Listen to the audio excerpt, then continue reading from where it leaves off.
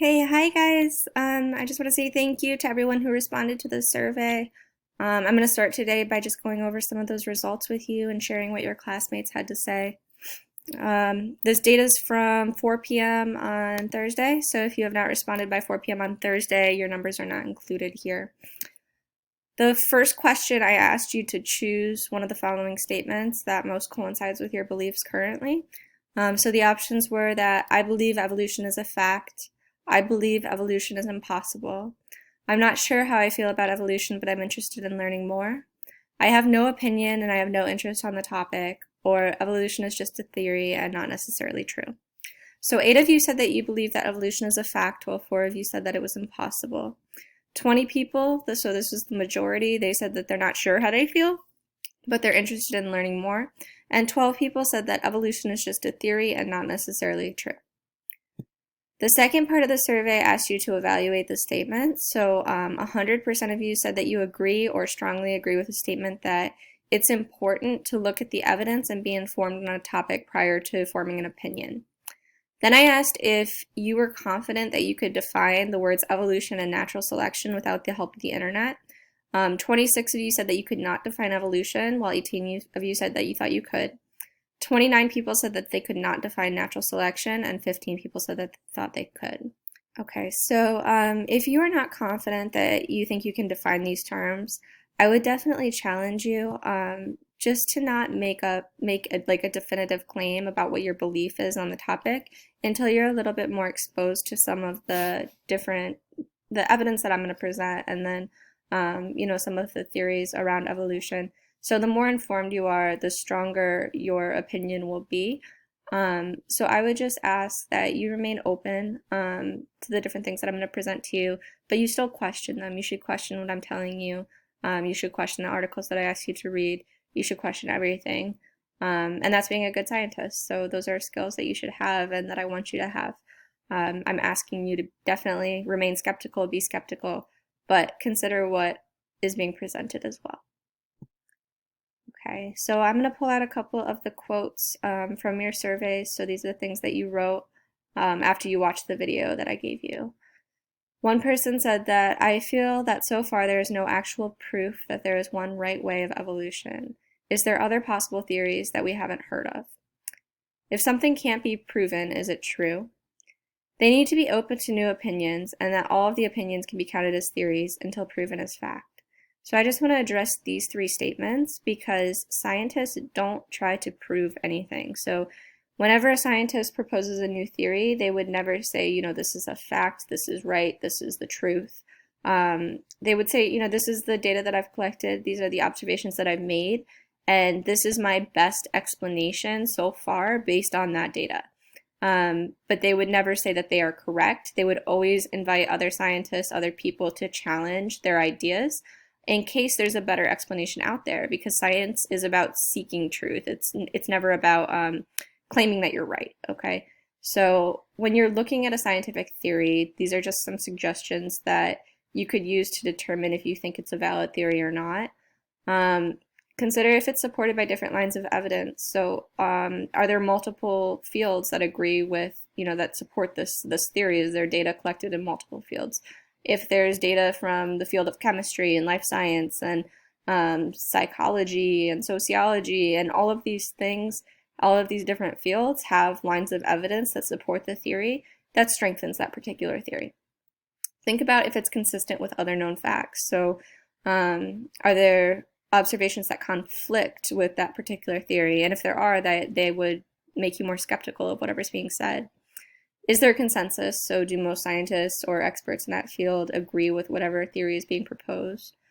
Are the sources unbiased? So whenever you read new information, you always want to consider who's writing that information and ask yourself if they have anything to gain. So are they going to get money if a particular theory is accepted? Are they going to gain some sort of political power or leverage in their life somehow?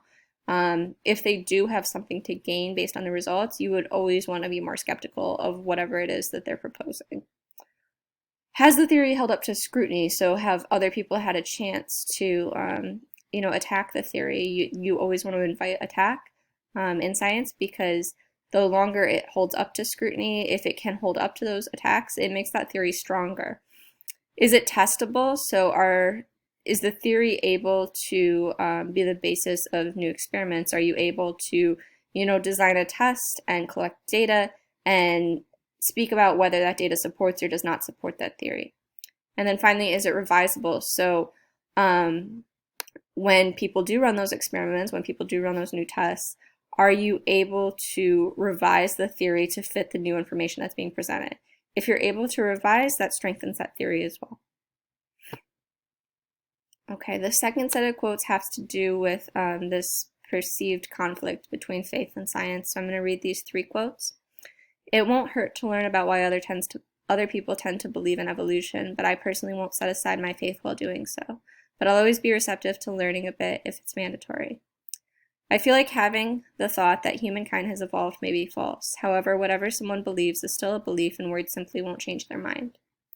Everyone is free to believe whatever they feel is right, but you also have to look at pure evidence and evaluate that too. Okay, so I think especially because, this is a controversial topic for some people, it's really important that we remain sensitive. And, I appreciate, those of you who discuss that we need to consider that other people have different beliefs than us. And I absolutely agree with you on that. But I do want to propose the idea that science and belief are not the same thing. Those are two different two different thought processes. So science is all about making observations and then coming up with the best explanation for those observations. Belief doesn't necessarily have to do with concrete physical observations like science does.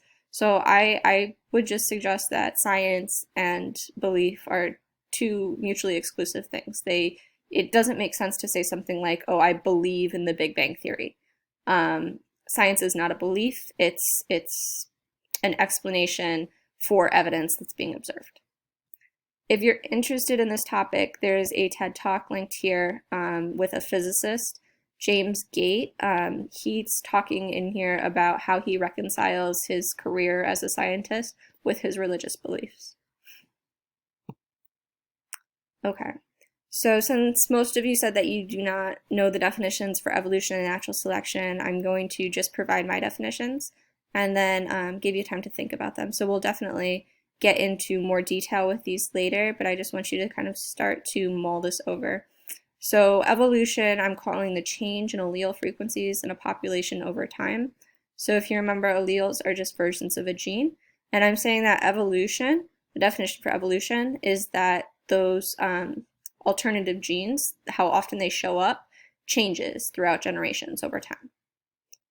Natural selection I'm defining as organisms better adapted to their environment tend to survive and reproduce more frequently. Okay, so again, we'll come back to those later, but just think about them for now.